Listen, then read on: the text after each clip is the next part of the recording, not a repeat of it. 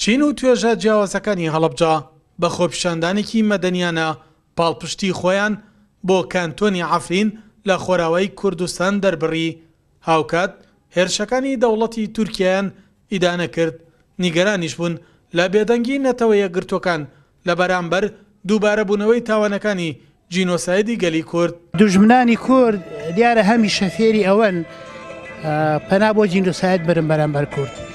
ئەمەی عفرینشی کێکە لەو هینانەیەکە ئێمە وەکو پێشمەرگە دێرینەکانی یەکێتین نیشتیمانی چۆن لە تەمەنی گەنجیماندا لە ساڵانی بەعسمان تێکشان ئیسا ژامادەی بڕێنەوە عینیشت و شەرمەزاریشە بۆ ڕێی عالمی عالەمی کەوا بێدەنگە لە ئاس عەفرینە.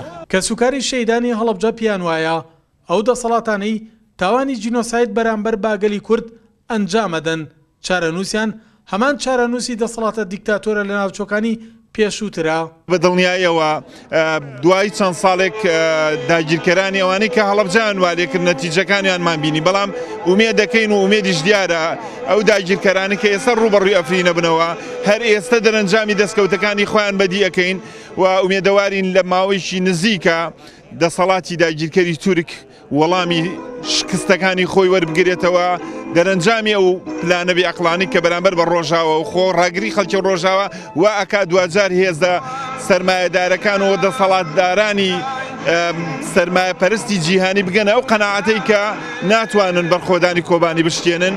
چاودێرێکی سیاسی پێی وایە کورد بەردەوام لە بەردەم مەترسی جینۆسایدکردندایە، تەنها یەکگرتووی هێزە سیاسیەکانیش ئەتوانێت کۆتایی بە پلانی دوژمنان بهێنێت.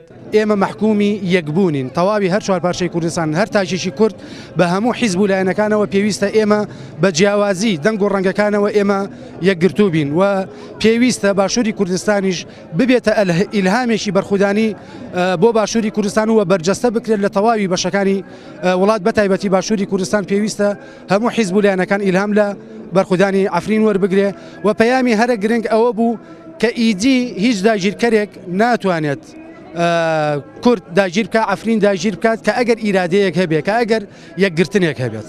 هێرشکردنە سەر شاری عەفرینی ڕۆژاوای کوردستان لەلایەن دەوڵەتی تورکیاوە بەردەوامی هەیە، ڕۆژ بە ڕۆژیش خۆپیشاندان و ناڕەزایەتیەکان بەرفراوانی بەخۆیەوە بینێت.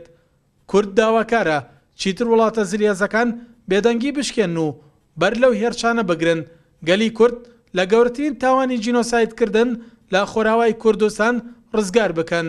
سەلاح جەمیل، کورسات نیوز، هەڵەبجە.